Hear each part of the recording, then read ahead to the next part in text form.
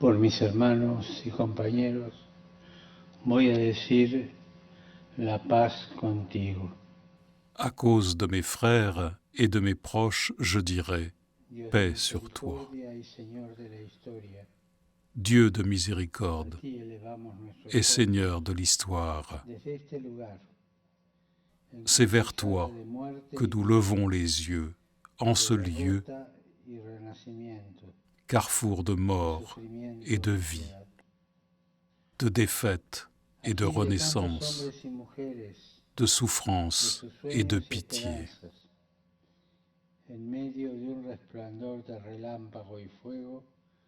Ici, dans une lueur d'éclairs et de feu, de tant d'hommes et de femmes, de leurs rêves et de leurs espérances, il n'est plus resté qu'ombre et silence.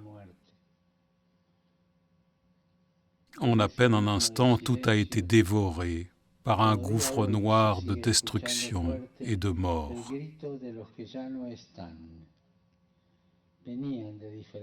De cet abîme de silence, aujourd'hui encore, on continue d'entendre fort le cri de ceux qui ne sont plus.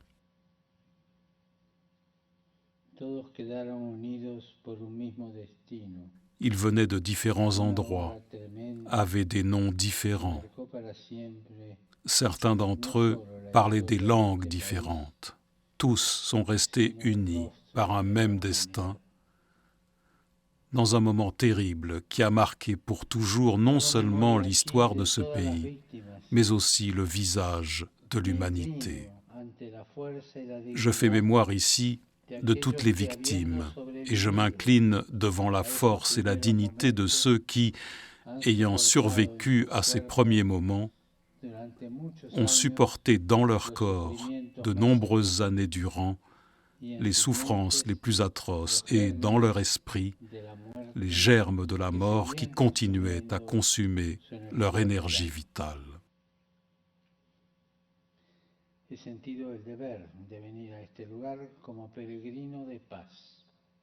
J'ai senti le devoir de venir en ce lieu en pèlerin de paix, pour rester en prière, en souvenir des victimes innocentes de tant de violence, et en portant aussi dans le cœur les suppliques et les aspirations des hommes et des femmes de notre temps, notamment des jeunes qui désirent la paix, travaillent pour la paix, se sacrifient pour la paix. Je suis venu en ce lieu rempli de mémoire et d'avenir, en apportant le cri des pauvres qui sont toujours les victimes les plus dépourvues de la haine et des conflits.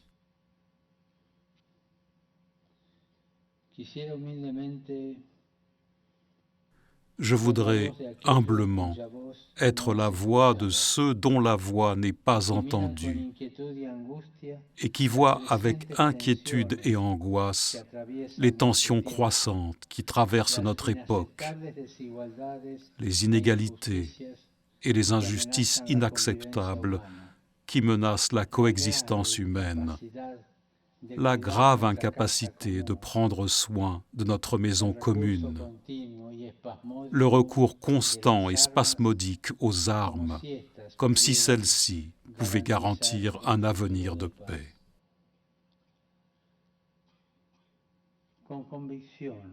Je désire redire avec conviction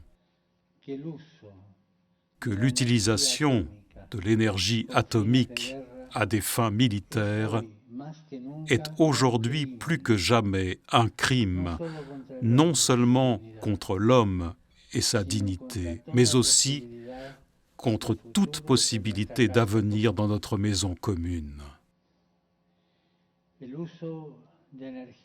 L'utilisation de l'énergie atomique à des fins militaires est immorale, de même que la possession des armes atomiques, comme je l'avais déjà dit il y a 2 ans.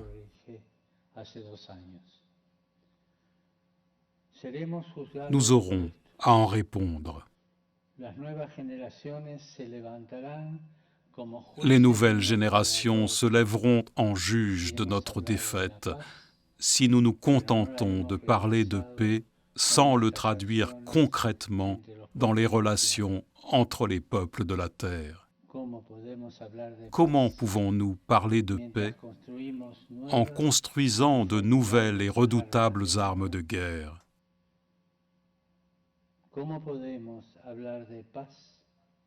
Comment pouvons-nous parler de paix en justifiant certaines actions fallacieuses par des discours de discrimination et de haine?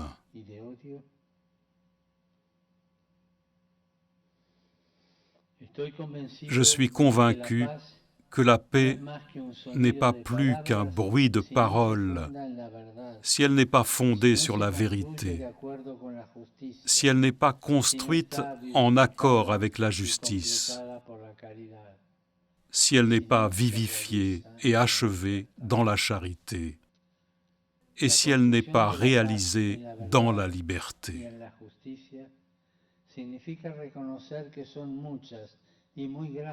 La construction de la paix dans la vérité et dans la justice signifie reconnaître que sont nombreuses les différences souvent notables de savoir, de vertu, de capacités intellectuelles et de ressources matérielles qui distinguent les hommes les uns des autres.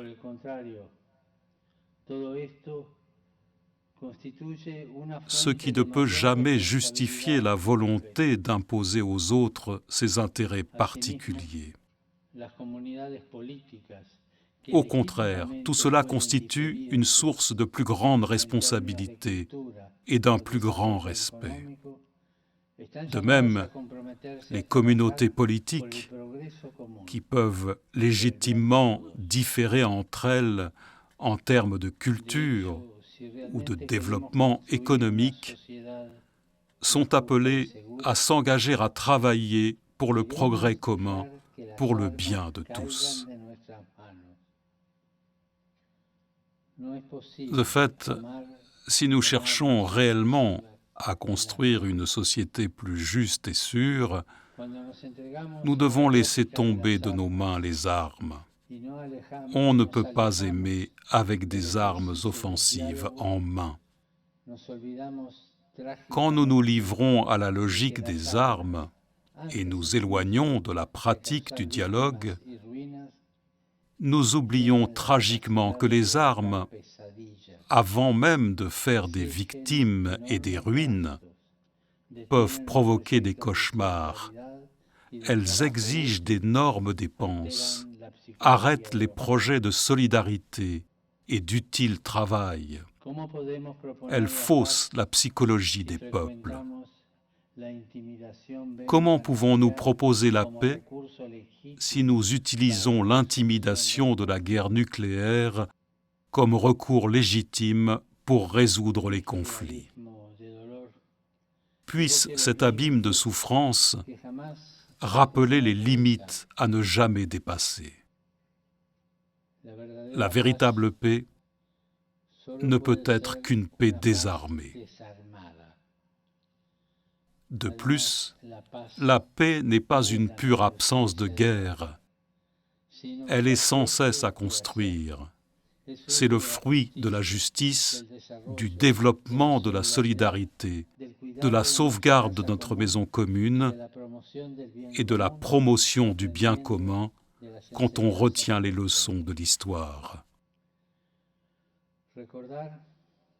Rappeler, marcher ensemble, protéger. Ce sont trois impératifs moraux qui, précisément ici, à Hiroshima, prennent un sens encore plus fort et universel et peuvent ouvrir un chemin de paix. Par conséquent, nous ne pouvons pas permettre que les générations présentes et nouvelles perdent la mémoire de ce qui est arrivé. Cette mémoire qui est garantie et encouragement pour construire un avenir plus juste et plus fraternel. Une mémoire à même de s'étendre capable de réveiller les consciences de tous les hommes et femmes, spécialement de ceux qui aujourd'hui jouent un rôle particulier dans le destin des nations. Une mémoire vivante qui nous aide à dire, de génération en génération, plus jamais.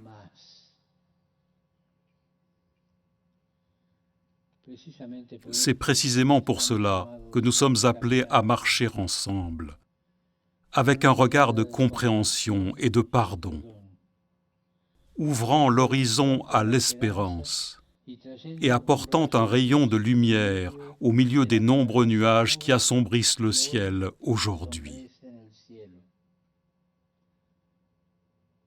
Ouvrons-nous à l'espérance, en nous convertissant en instruments de réconciliation et de paix.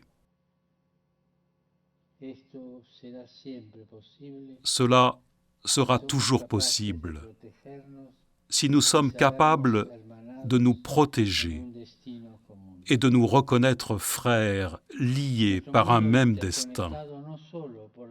Notre monde interconnecté,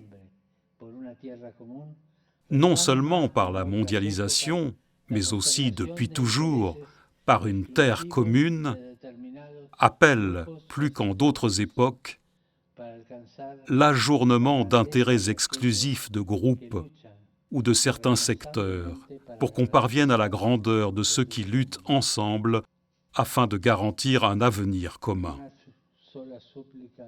Dans une unique supplication à Dieu, ainsi qu'à tous les hommes et femmes de bonne volonté, au nom de toutes les victimes des bombardements et des expérimentations atomiques, comme de tous les conflits, du fond du cœur, élevons ensemble un cri. Plus jamais la guerre, plus jamais le grondement des armes, plus jamais tant de souffrances. Qu'aujourd'hui, en notre monde, advienne la paix. Ô Dieu, tu nous l'as promis.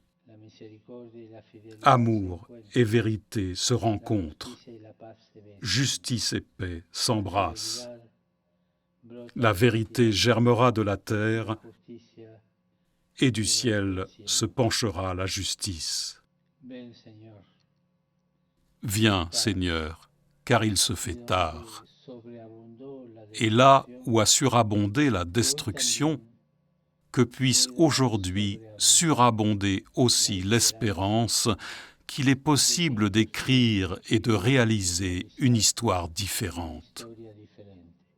Viens, Seigneur, Prince de la paix.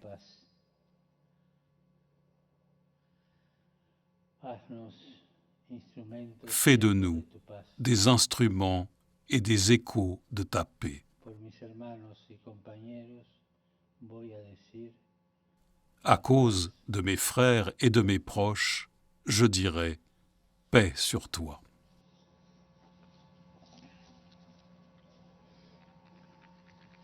教皇フランシスコからの平和のメッセージでした。Thank you for your attention.